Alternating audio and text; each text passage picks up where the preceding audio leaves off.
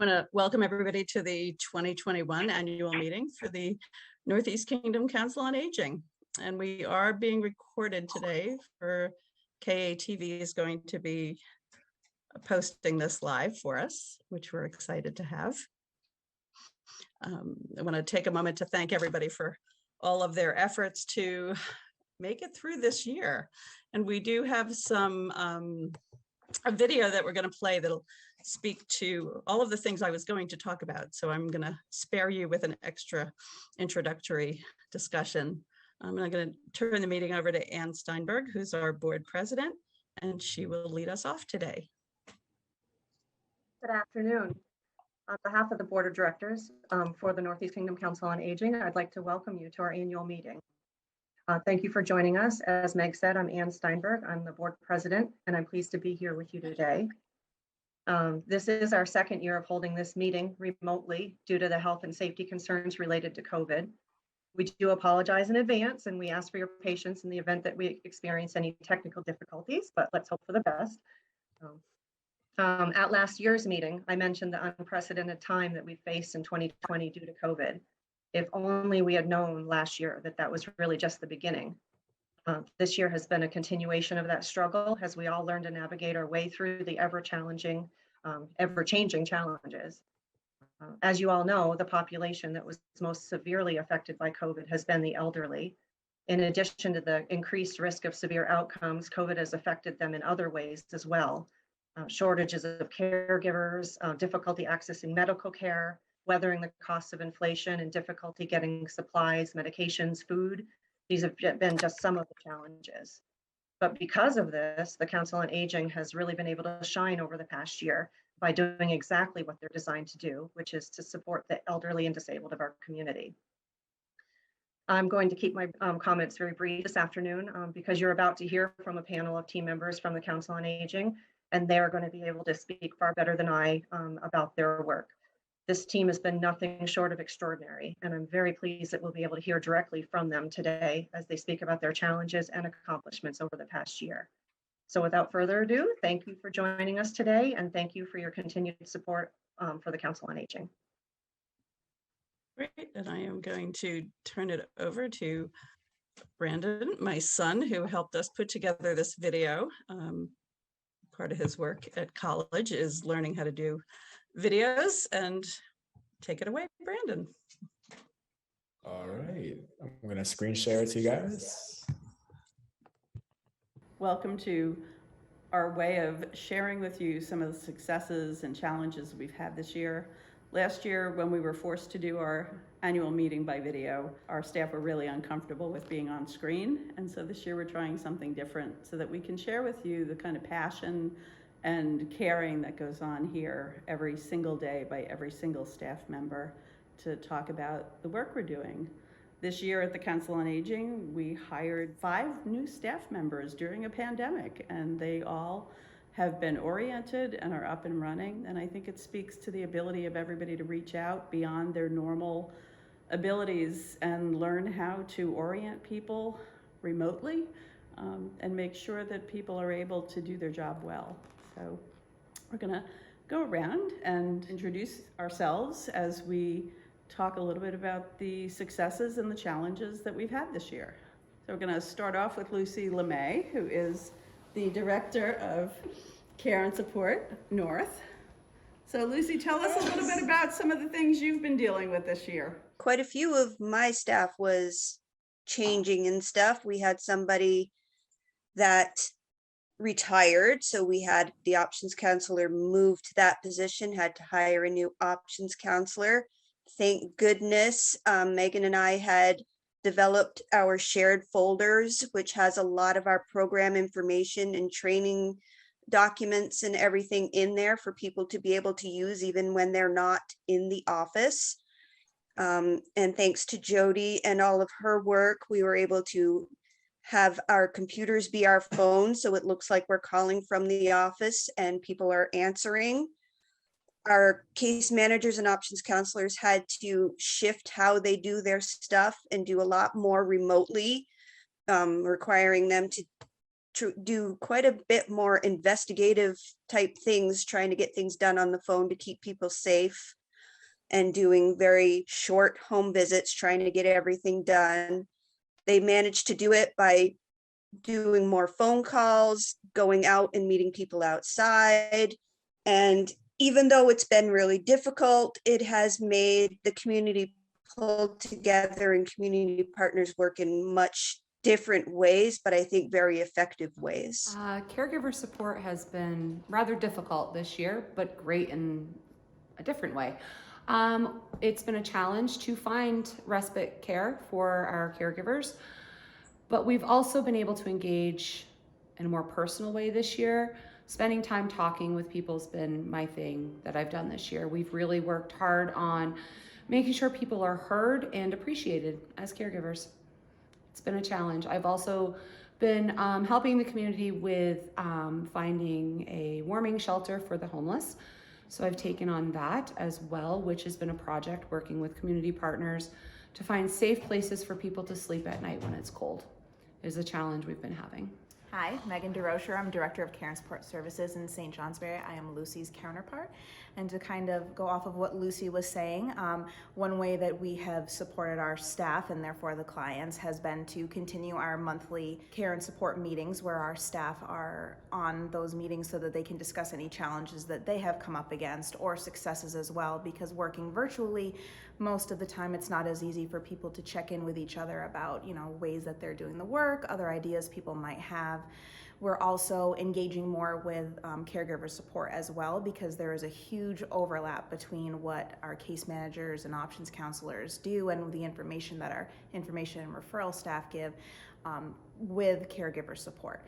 And we continue to engage with other departments as well, but it has really been very effective to partner more with Karen in regards to how we can support not just clients, but their caregivers as well, especially in such a difficult time as this pandemic. And I would say that, our staff are facing a lot of the same challenges that they were last year as well, because we've implemented a lot of the same elements into the structure of how we do our work that we did last year when the pandemic began. So our staff is pretty well accustomed to their remote work, and I would say that our clients have adjusted along with us, and we've found ways to continue to support them through the whole process. So my name is Mel Rice, and I'm the Director of Marketing and Development, and I've been working with the council for about 3 years now, most of it as a consultant, but now as a full-time employee, and I love being a part of the team. I can definitely testify of how wonderful it is to work here and how great everyone is here. I've got the best job. I'm a storyteller. And I get to tell all the wonderful stories of what the staff does in support of all the people that the Council on Aging assists and supports. And it is amazing that the 25 employees of the Council on Aging support an area the size of Rhode Island. But it's really wonderful to see the dynamic interactions between clients and the council staff. And I get to have the best job ever of just promoting it. And also, in reference to fundraising, witness the amazing support that the council does receive from businesses and individuals throughout the United States, and from so many different wonderful caring people. And so the care goes both ways, and I really, really enjoy working at the council, and thank you all for supporting the council whoever you are. Hi, my name is Herb Will. I'm one of the new hires. I'm the Director of Nutrition. And in the 2.5 months that I've been with the council, I've encountered many challenges, finding a meal site in Newport and Derby. I've also assisted in getting the new contracts out to the meal sites and working to increase the opportunities for growth at the various meal sites. We've had a lot of challenges such as closures due to COVID. This has been an ongoing problem. Some of the meal sites actually had reopened for congregate meals and have had to close. There are 14 meal sites. We've actually lost a few, and a couple are looking at merging, which actually may be the future. I've been working very closely with them to introduce myself and bring them up to speed on the new requirements for vitamins and minerals, along with protein requirements. It's been an exciting time to be in nutrition. Part of our next question is to talk about something that really touched your heart this year, that you heard from a client or a staff member. And so for me, I'm going to talk about a client that we helped with the healthcare insurance with our SHIP program. And we're in the midst of Medicare open enrollment right now, and that is a really busy time here. But I had a woman yesterday who was in my office and had relocated to Vermont to be closer to her daughter because she knew she was getting older and needed to have family around her. She had an insurance plan that was really expensive, and when we looked at her situation, she was able to save over $1,000 a year and was really couldn't stop crying because she felt like she just found a place where she would get support to take the time to figure it out. And we were able to do that for her. And that's just one story of countless others. But we're going to go around and hear from some of the other staff about the people that we've touched. So one of the things I wanted to talk about was the Bdc program, which was recently switched over to be directed by another agency. The Bdc program is the Veterans Directed Care, I think is what it's called now. It's changed a few times. And because of the change, we've gone from 2 clients on that program to 11 clients just in the past few months. And only one of our case managers handles all of those clients.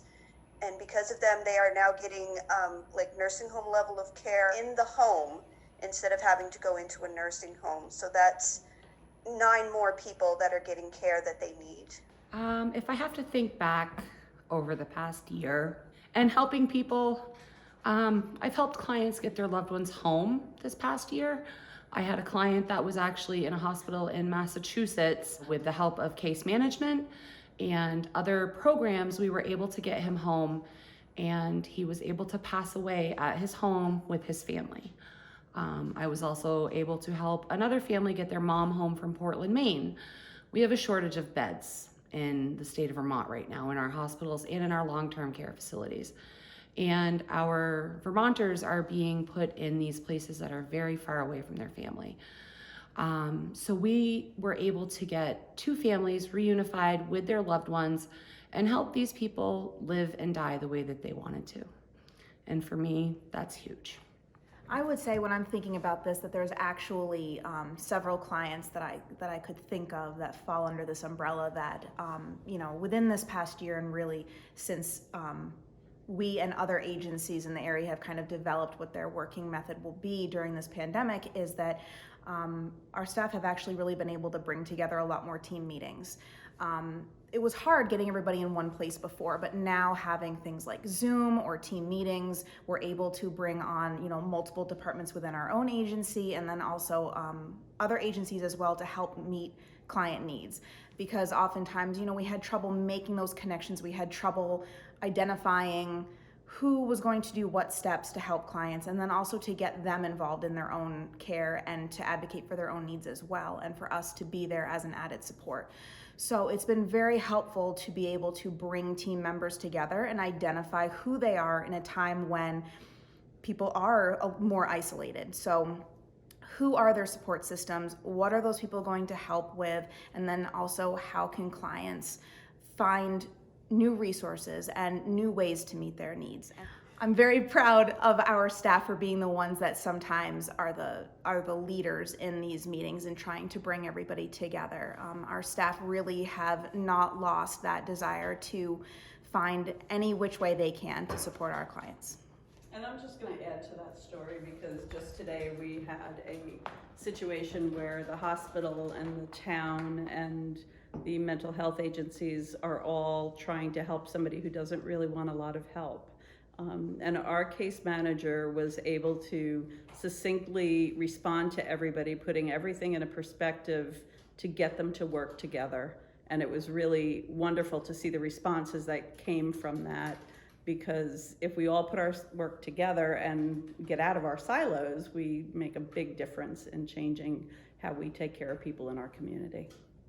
And it also helps to avoid misunderstanding or for different partners to not know what somebody else is doing. It really helps us to identify in a succinct way how we're helping people. Because oftentimes before we wouldn't know which cooks were in the kitchen and who was doing what, which oftentimes can lead to a lot of, added issues and a lot of extra time in trying to help somebody.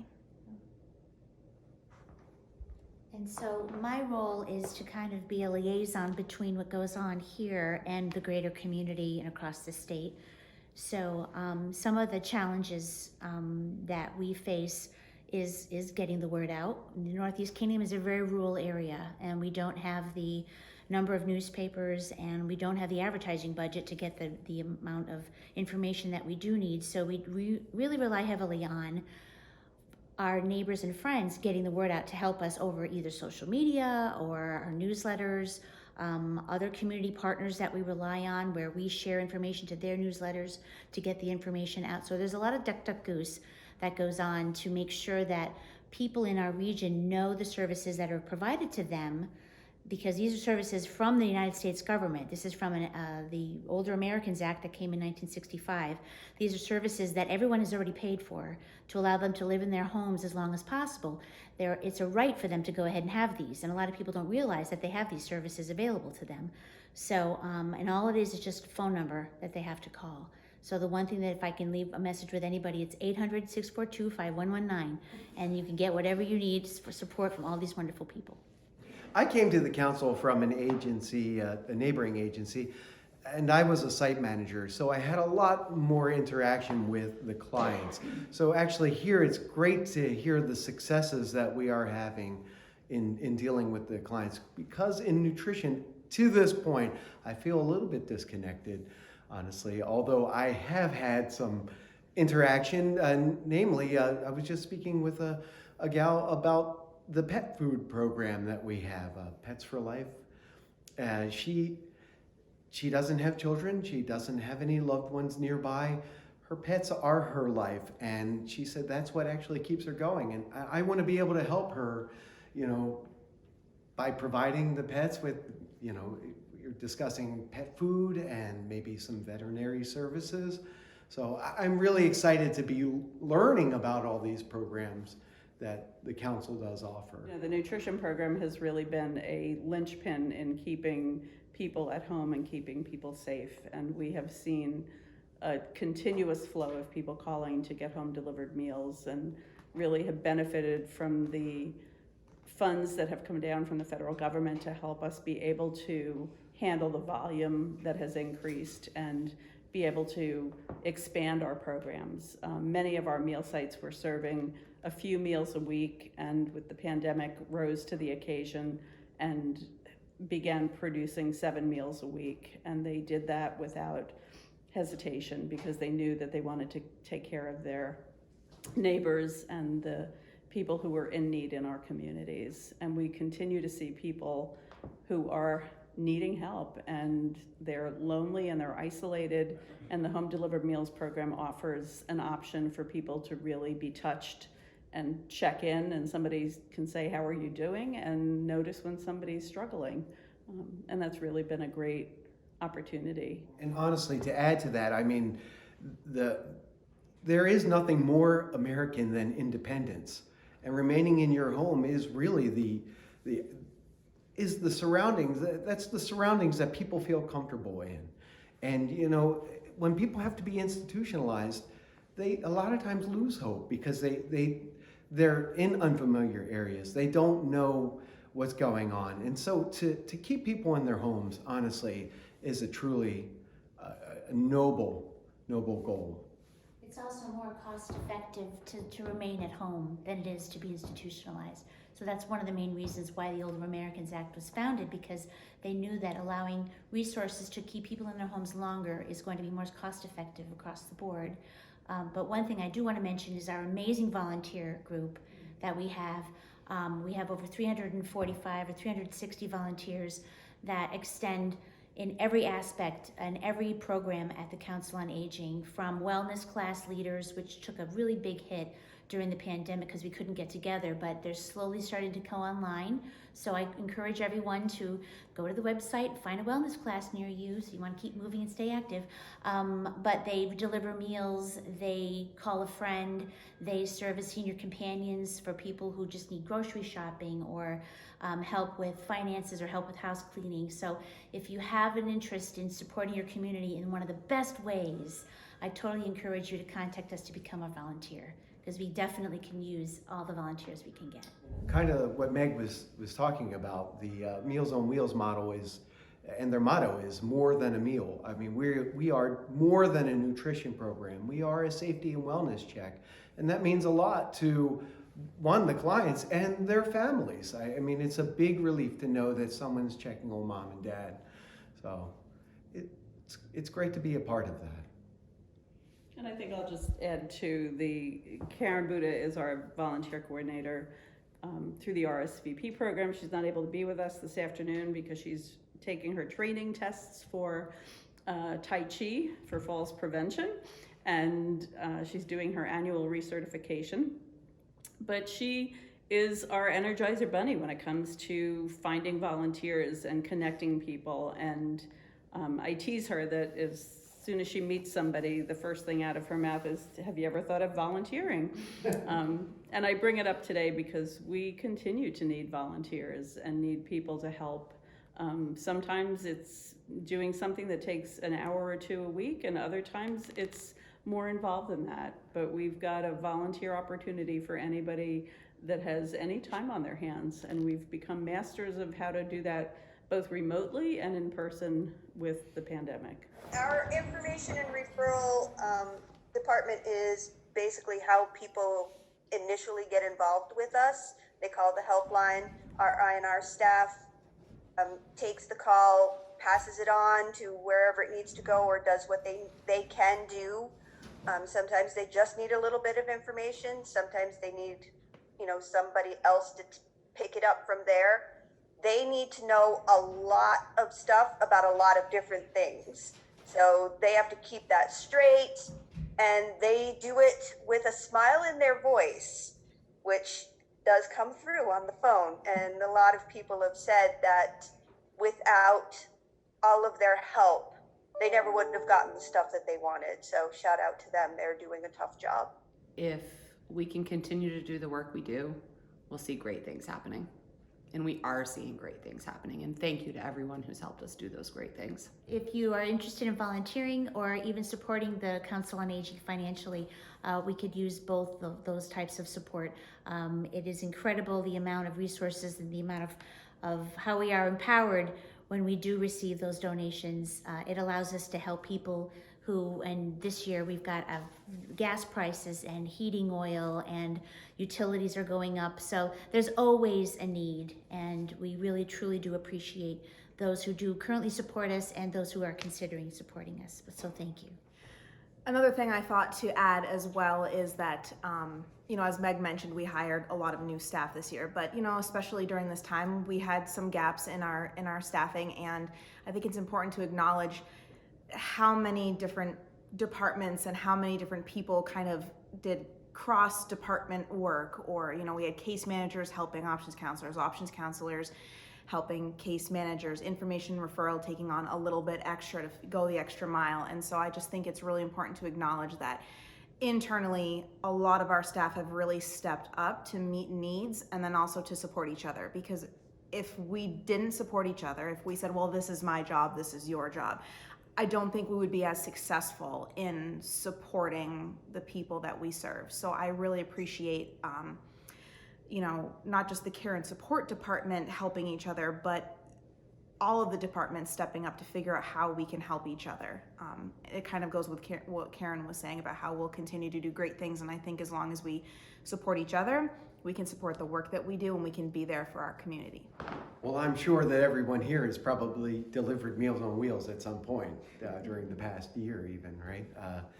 So, honestly, the council seems to make quite the safety net, and, big shout out to INR. It is so so well run that, you know, you don't have a lot of people doing outreach, and it becomes a very familiar voice to the clients. And I think that's very comforting as well.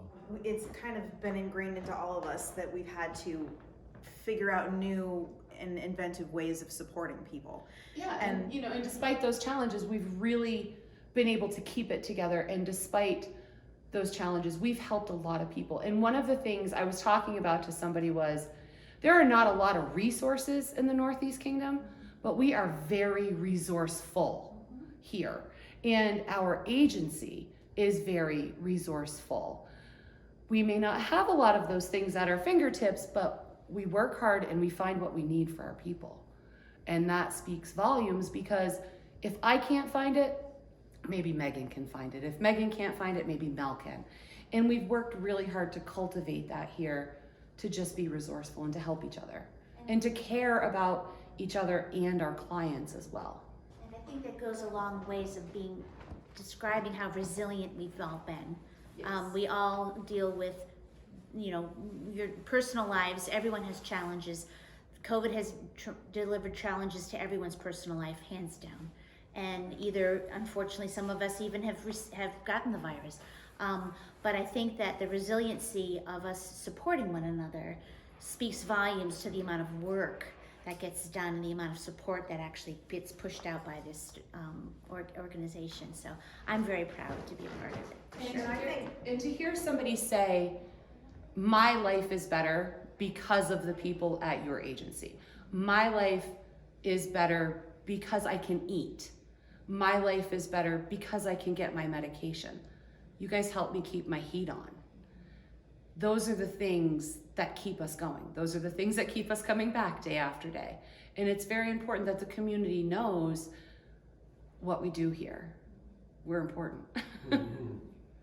Well, I was just speaking with a client, and she says she favors the Vermont produce. And are we ever looking at including additional locally sourced food?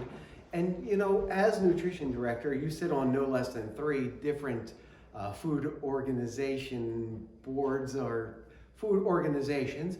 And we're looking at gleaned produce from Salvation Farms. I mean, we are, you know, working with the food bank to provide local food to the meal site providers.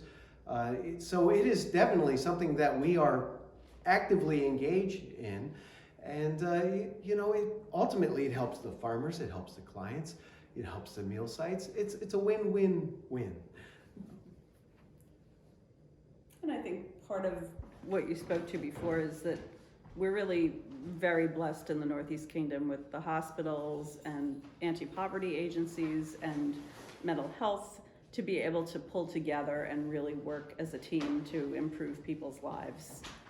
And that doesn't happen when it's just one agency by itself. It happens because we know that we can reach out to a town clerk or to a president of a hospital and say, could you give us a hand, or a home health agency that is going through their own struggles with COVID and working together. Lucy, any last words? No, just I think because of the pandemic and everything that we have gone through, we have come together as a community, all the community partners, all of the volunteers, all of our staff. Because of that, we are going to pull through and we can make it.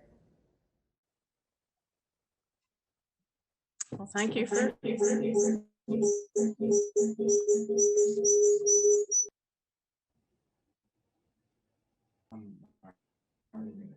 Okay, we're back in action.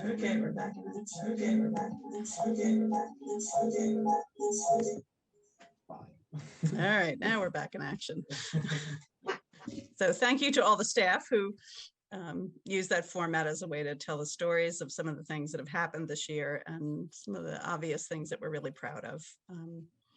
And at this point, we are embarking on a new program called Truanca, and Karen DeRoshi is going to tell us a little bit about that, and then we're going to have a presentation from them to share this exciting program of helping caregivers in a different way.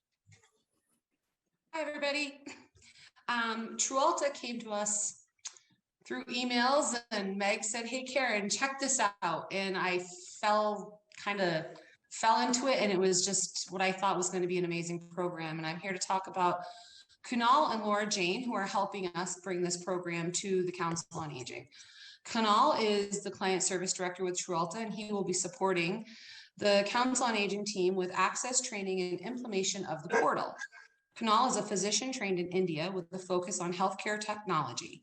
He holds a doctorate in medicine with degrees honors in a postgraduate diploma in digital health from Algonquin College. He is also a certified associate in project management. He is passionate about enabling informal family caregivers to care for their loved ones at home in a safe, effective manner. And a little fun fact I learned about Kunal: he was the first employee hired by Truanca. And Laura Jean, she is a relationship manager with Truanca, and she will be supporting the Council on Aging with reporting and strategy needs. She has held a variety of roles in nursing homes, area agencies on aging, in the state unit on aging in North Carolina. One of her greatest passions is supporting caregivers in finding innovative, tangible solutions for caregivers and their care recipients. Laura Jean holds a Bachelor's of Science degree in psychology and a business from Appalachian State University and is currently pursuing a master's degree in gerontology. And we are so excited to partner with these guys. And every meeting we have is informative and just amazing. And I can't wait for the community to see what this program can do. So Kunal and Laura Jean. All right, good afternoon, and thank you so much for this opportunity to share about our partnership, and thank you for that intro. So we are going to do a quick overview, and Kunal is going to do a little tour through the portal. So please feel free to interject any questions or anything like that you have. This is your meeting, and we're here to answer any questions that you may have about our partnership. So I'm going to go ahead and share my screen. Everybody cross your fingers. Technology will be on our side. It throws monkey wrenches at us. It keeps us all human. While Laura Jane is sharing her screen, I just wanted to say, good job, Brandon. That is a killer video. Very nice. Well, I will add that when he played it, it had none of that lag happening. So we're not quite sure what happens when a Mac computer goes onto Zoom, but something happened. I thought it was fine. All right. So we have officially launched the Northeast Kingdom Council on Aging portal with Truanca. So I'm sure through the press releases and some of the information that you've already received from Meg and the team, you may know a little bit about us, but we did just want to hit some highlights about exactly what Truanca is. So it is a multimodal e-learning portal. We have it available for family and unpaid informal caregivers. We got our start with our CEO, Jonathan, who worked in learning and education, but he was really interested in the fact that caregivers provide so much care and they're doing so much hands-on work, but they don't really have the high quality training that paid professionals have. So he wanted to bridge those two worlds, and thus Truanca was born.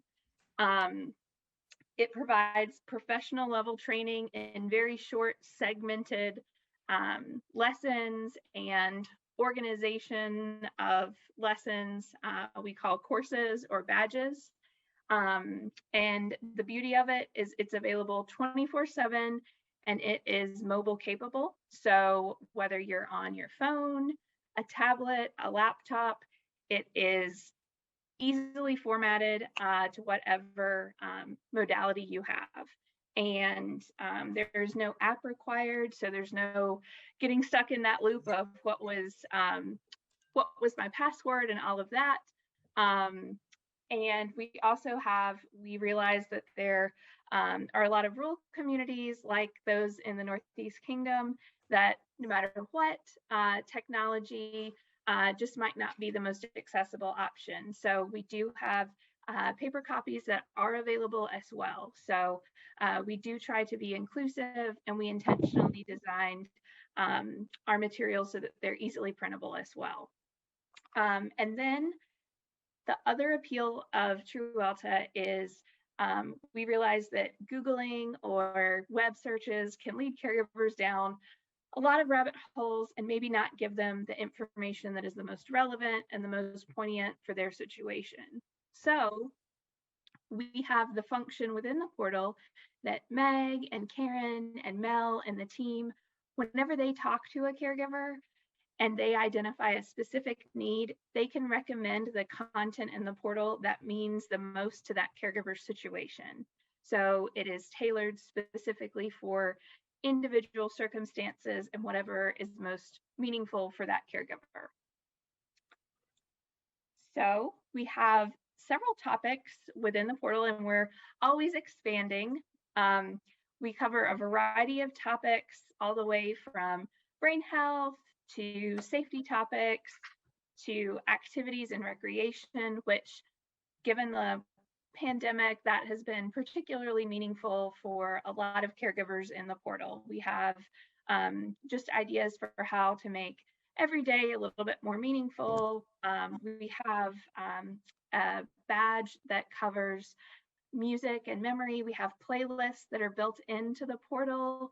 So caregivers, while they're preparing a meal or something, they can log on through their tablet or their phone and play one of those playlists, and it's right there at their fingertips. And we also recognize that caregivers are also older adults themselves sometimes who are raising their grandchildren or younger relatives. So there are courses dedicated to grandparents raising grandchildren. And then very, very soon, we will have intellectual and developmental disabilities. So we are always striving to make it more inclusive and further meet the needs of caregivers. So with that, I am going to turn it over to my colleague Kunal, and he is going to take us on a quick tour through the portal. Thank you so much, LJ. I have the privilege and honor of showing you around the portal, which has been specifically made for the NEK COA staff and caregivers and everyone who's going to use this portal. It says I cannot start screen sharing while someone else is sharing. We've almost got it synchronized perfectly, Kunal. We're getting there. Thank you. So this is what your portal looks like. And when we say portal, it's pretty much a website where anyone can go to, and that includes caregivers and the staff members. Our objective is to get caregivers to the best possible information that they can use very tactically and very tangibly to care for their loved ones better. Our tagline here is, you're tired of general information, so Truanca addresses real issues. Now, we were told that there is a theme of holding hands on the NEK COA portal, so we're also very happy to have that incorporated onto the Truanca portal. So that way, there's a common lingering theme between the NEK COA website and the Truanca portal. We have information about Alzheimer's, dementia, cognitive decline, aging, and we're adding cohorts to it on the go, like stroke and intellectual disabilities. When a caregiver visits this page, all they need to do is click on sign up. We ask them two very basic questions, where they live in, and we already have a drop-down they can choose from, and they would be able to select something that about the care situation they are in. Like, are they caring for someone who's aging, or someone who has dementia, someone who has a disability, or is a grandparent? once they fill this in, they can select their password and everything, and then they would go on to this page. We ask them whether they want a specific content recommendation or they want to explore the portal on their own. Now, keep in mind, most of the caregivers that we have seen choose that they want to get a recommendation for the content because, you know, it's easy if we provide it to them ready. So when they click on that, we ask them three very basic questions. What topic is most relevant to you? Again, it deals with the cohorts. The second question would be the focus, like what we can help them with. Is it learning best practices? Is it improving communication, understanding the care recipient's perception, and so on and so forth?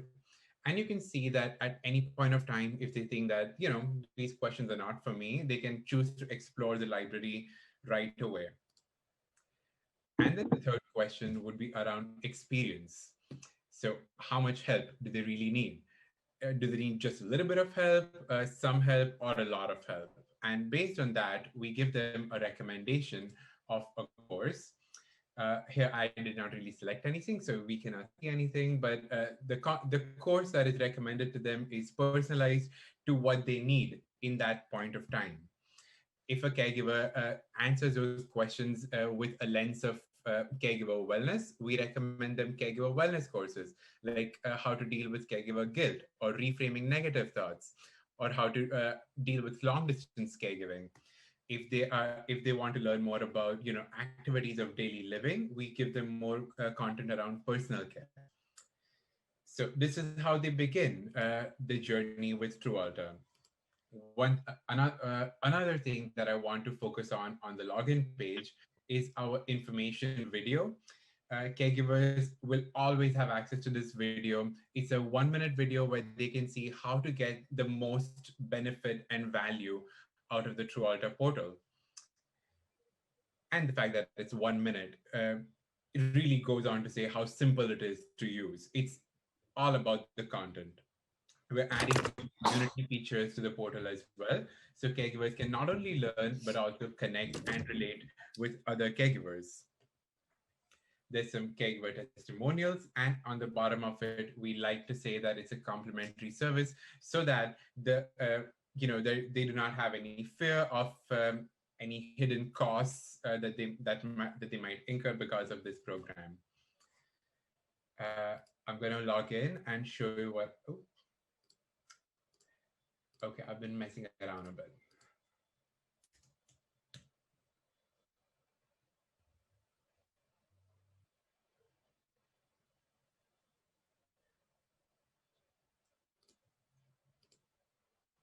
Okay, there we go. So when a caregiver logs in, they will be seeing this homepage. The course that is recommended to them will appear right here. And then they will always have access to some local resources. The reason we add local resources to the portal is so that Truanca serves as a one-stop shop for the caregivers.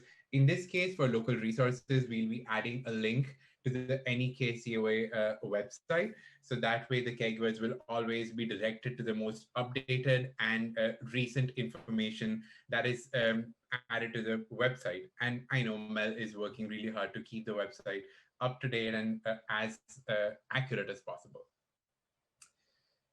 We have some articles that are specifically recommended to caregivers, and this would include the articles that have been recommended by you as staff members. I'll get to that in a second. And we have some new content on the carousel here for caregivers. When they go on to the learning, icon on the top, they can see all of the courses that they have access to, and they can also choose to see the lessons filtered by the topic. For example, if they want to see content around nutrition, they can click on nutrition and it will show them the lessons that are relevant to nutrition, like diabetes management, healthy bones, Mediterranean diet, and so on and so forth. I'm going to jump into one of the lessons, and I'll show you what it looks like. My internet is particularly slow today, so thank you for bearing with me. Our lessons have begin with learning objectives. The reason we like to begin with learning objectives is every lesson, at the end of every lesson, the caregivers should be able to do something differently. They should be able to care for their loved ones in some way better than they were when they began this content. So we like to say that at the end of 5 minutes, you'll be able to do 1, 2, and 3. So every lesson has these learning objectives. And there's also uh, a PDF that they can download on the same page. We know that a lot of rural caregivers might go to libraries and visit the portal and download PDF, print it out, and take it home to read later. So this is also something that they can do. There's a quiz at the bottom of every content as well. Now, quizzes are not everyone's cup of tea. Not everyone likes to go through testing and checking their knowledge. However, some caregivers might find it competitive, motivating. So for them, we have a quiz at the end of every lesson as well. And one more thing that is a hook for caregivers is the comments. At the end of every lesson, they'll have a comment box where they can type in whatever they think about the content, whether they have any real life stories that they want to share, whether they have any feedback for us. Comments are basically a way for caregivers to vent or to just give us feedback. We have seen some really vocal caregivers on our other portals. Caregivers find this as a therapeutic diary even, and they just give us a lot of comments, which is great. So this is one of the very few lessons that does not have a voiceover associated with it, but most of our lessons have a voiceover. So when they go on to this lesson, there's a ribbon at the bottom of the screen, which is a floating ribbon. It's like an audio bar. So when they click on play, the lesson is read out to them. So they can either read it or they can have the whole lesson read out to them. Like they can just listen to it. So there's a lot of modalities that caregivers can access with each lesson. They can read it, they can download a PDF, they can listen to it. So lots of options there. We also have a community icon on the top. It has events.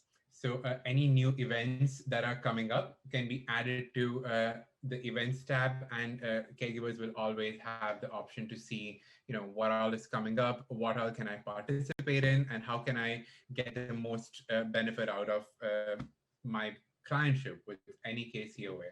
I don't know if that's a thing. And we have care stories. Care stories is something that has been launched very, very recently. These are all caregiver testimonials, but we had very detailed interviews with these caregivers, and this is exactly what the title is. Those are care stories. We really think that these will resonate very well with caregivers because it's really someone in the same shoes as them. Laura Jane also mentioned that you as staff members will be able to recommend content to caregivers. Let me show you what that looks like. So this is my dashboard. Let's, for sake of example, say Mel is my caregiver. I know that Mel has been having issues with the care recipient on, they're not able to communicate really well.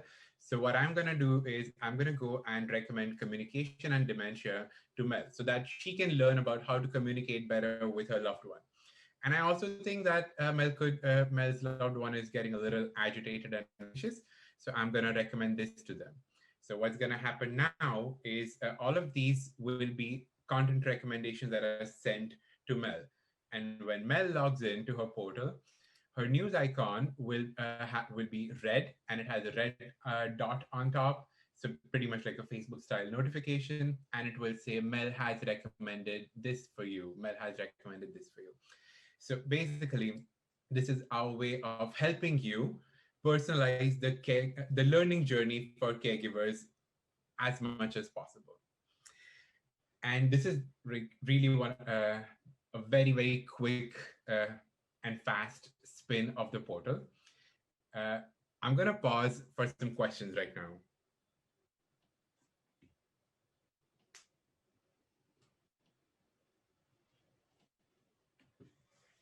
Okay, if there's no questions, I'm gonna pass it on to Laura Jane. But just before I do that, I want to highlight one tiny thing. I know Karen mentioned that you guys are working on providing respite to caregivers. One thing that might be really interesting for caregivers is the music therapy course. It's not a course. When you go into music therapy, there's a lot of playlists on there, and all of those have been made by Alzheimer's Music Connect. They have an oscillating wave technology in all of the tracks, which has been proven to have a calming effect on people with dementia. So technically, it's indirect respite for the caregiver, even if it's for 1 or 2 hours, you know? Just putting it out there.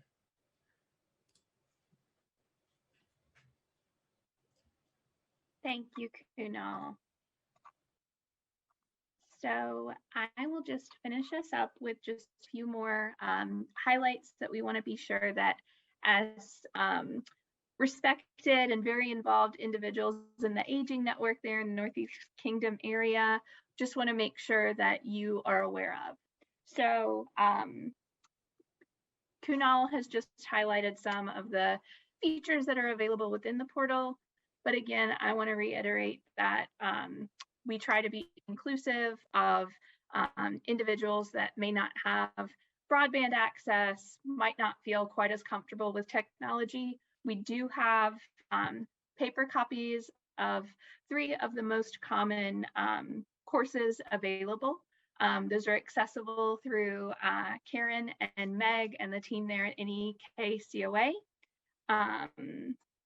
And also, one of the questions that we get asked pretty frequently is Truanca evidence-based? The answer is yes, we do meet evidence-based criteria. And a lot of that information came from a study that was completed through the University of Florida. And a couple of those outcomes that I wanted to highlight in caregivers who completed the study through the University of Florida, they completed 33 lessons and spent approximately 8 hours over the course of 30 days. Within that, the outcomes that they found, 92% found a functional skill that they were able to use, which for me as a caregiver advocate, if a caregiver has a solution to a problem, check. That's awesome for everyone involved. 32% felt an increase in fulfillment from their caring role based on pre-post test. And then 14% reported an improvement in their ability to manage care.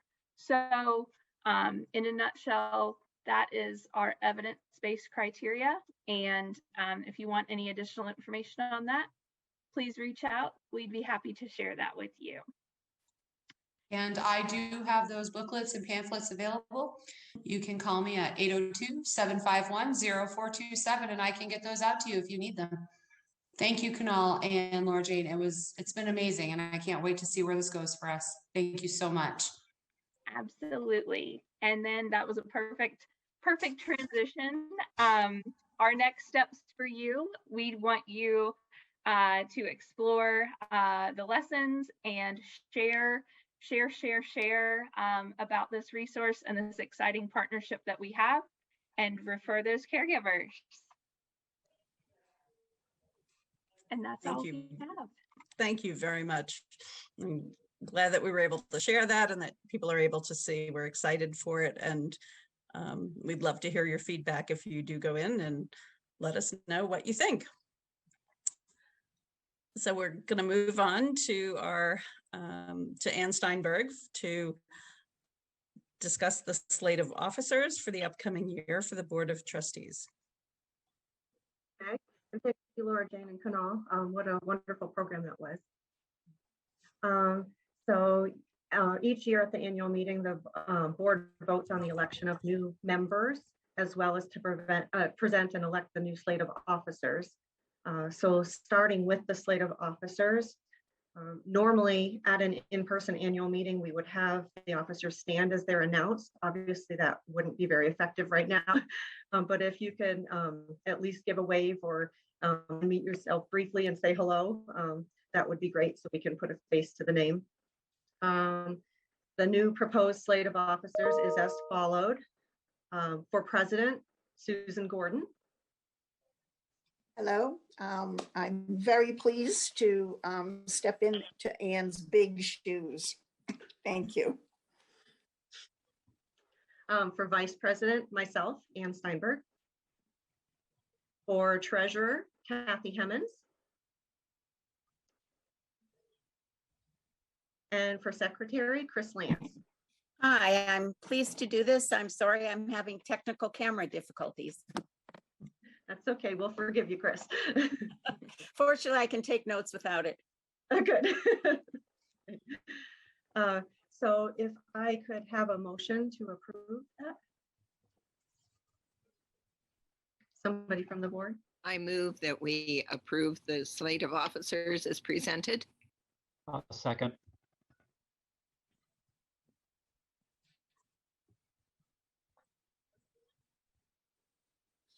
Sorry, I muted myself.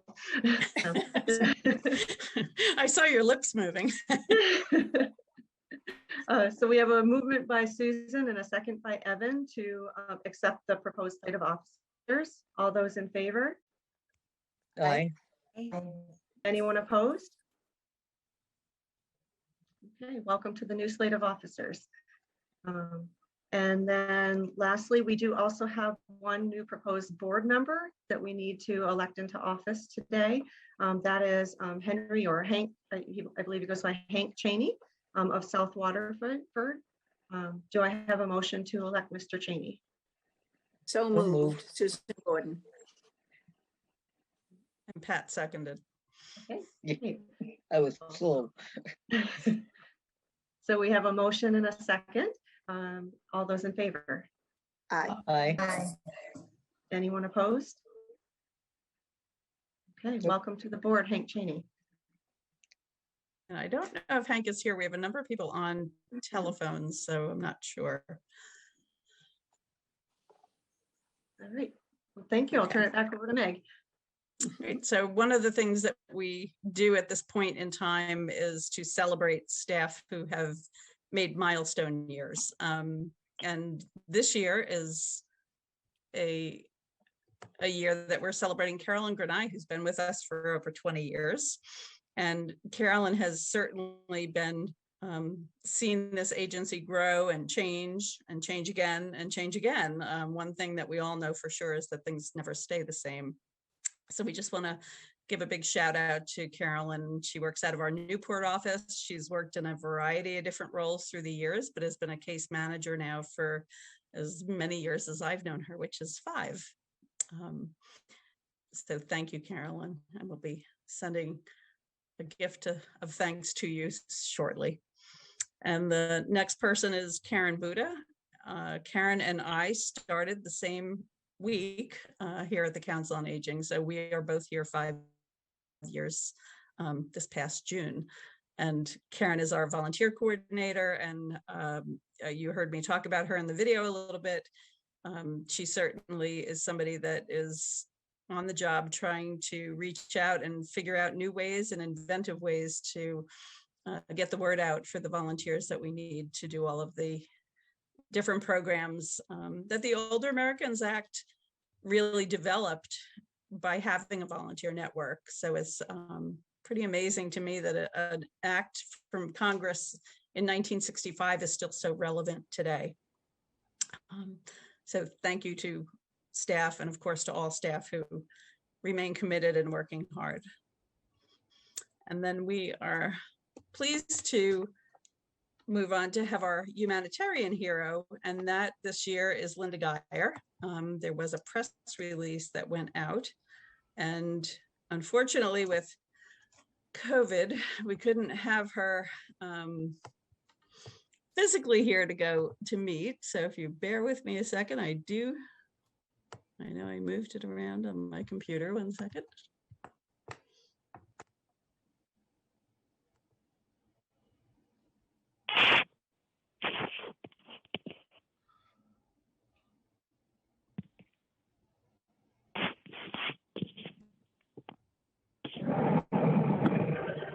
One second there.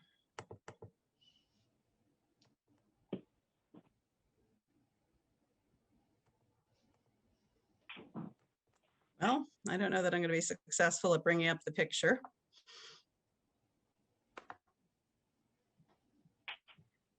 And I don't. Mel, do you have it that you could pop it up?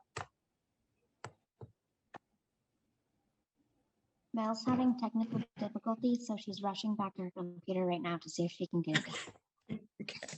I have the file and I can open it, and all of a sudden the picture that was there earlier is no longer coming open with it. So it's certainly been an afternoon of computer fun. So Linda has been a volunteer with us for many years, and Linda is one of those people that whenever any of us in the agency hear her name, we feel safe and we feel that the person that she's caring for is going to be well taken care of. I see Laura Weaver nodding her head because so many times when we have people who are really struggling to remain in the community, to handle their bills and figure out how to get on track financially to take care of themselves, Linda, as a volunteer, has stepped forward to really reach out and be able to meet that need so brilliantly. So thank you, Linda, for her work. And I'm gonna hold up the picture because that's as good as we're gonna get this afternoon.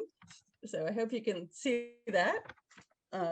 That Linda was here last week and we presented her with the award to thank her so very much for all of her help and her efforts through the years. We're really truly blessed to have somebody like Linda in our midst. So I have to say, I met Linda in the store the other day and congratulated her. And her response was, "Oh, I don't like to be in the spotlight." And she was busy getting tubs to help a client move. Yeah, she told us that as we were handing her the award, that, you know, she does it because she likes to help people and she really doesn't want recognition for it.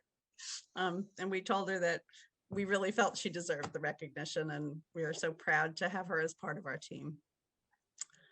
So that concludes today's program. We did pretty good. We tried to keep it to an hour because we know that Zoom can get a little tedious after a while. So we want to thank everybody for joining us, and thank you for your continued support to the Council on Aging, whether that's time, talent, ideas, comments. We are certainly always open to hearing from everyone. Thank you and have a good afternoon. Thank you.